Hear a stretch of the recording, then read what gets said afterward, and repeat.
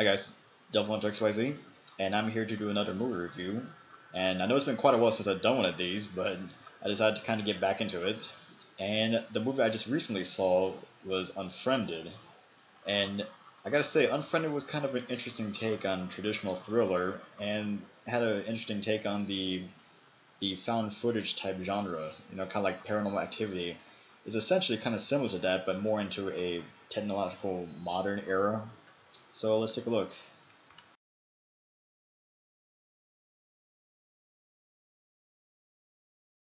Well, the summary of the movie is pretty short and straightforward, as it focuses on Laura Barnes and her suicide because of a online video that surfaced up and pretty much ruined her reputation. And it's essentially like a year later, and we're kind of taking on in real time of Blair Lily's laptop. Like she's doing normal things like checking music, checking her messages, all that stuff.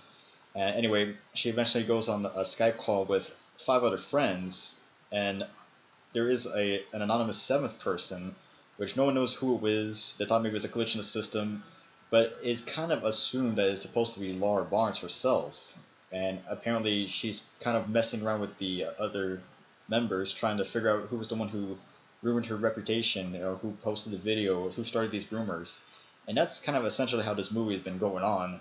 Uh, she's kind of turning everyone against one another, and eventually she's even starting to kill off everyone one by one. And it's pretty much to the point where we find out in the very end that Blair Lily was the one who actually posted the video in the first place that started this whole thing, even though they were friends at one point. And pretty much we get to the very end where we see finally the laptop gets put down and we see what looks like a ghost or a phantom of Laura attacking Blair, and that's pretty much how the movie ends.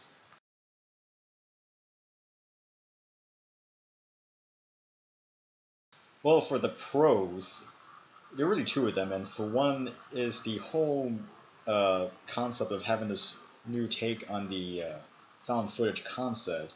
I mean, traditional found footage movies, at least the ones I've seen, you always have the person holding the camera throughout the entire movie, and you're supposed to kind of get like everything from that. We sometimes get like fast movements, we get like stuttering, we get like bad video feed, and essentially it kind of does that with this movie, but it kind of got more technologically advanced and just having everything on a computer screen. And we do see like the normal traditional things like having the video feed get cut off at some points. We get like error messages. It kind of acts like a real life situation in some ways, and I really do like that. And the other thing is, it kind of makes it more realistic since there's nothing really in the outside world involved in this. It seems like a normal, typical thing.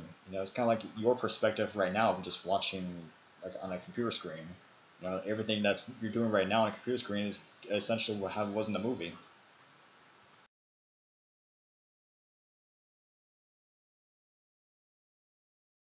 Well, for cons, there are a few things I think held the movie back.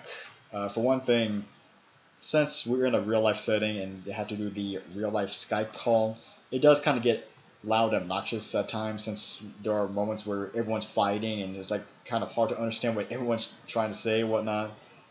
And I know they were trying to make it realistic, but it's kind of a little abnormal for a movie to really have.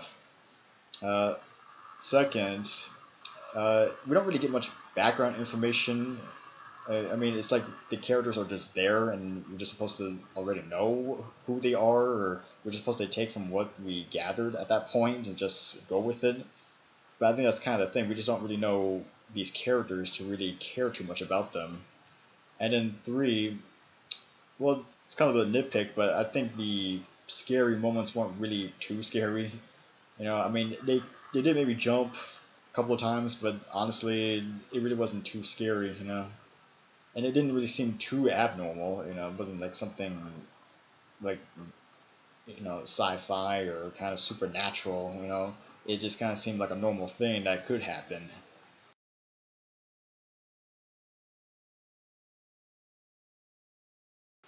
Well, overall, I would say that this movie was, like I said, an interesting uptake on the traditional, found footage genre.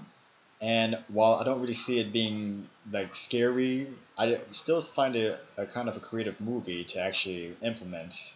And I don't really see a sequel really coming out for this, but I really think maybe they could expand on something like this for future movies. And I would say I wouldn't say this is a horrible movie or really a great movie. I would say overall it's an average movie, and with that, I would give it a score of a 5 out of 10. I would say maybe approach this movie with caution. I mean, there's not much to really see, but it is kind of an interesting take, and if you're into those found footage movies, then I would say it might be worth a look. With that, this is DevilHunterXYZ, and until next time.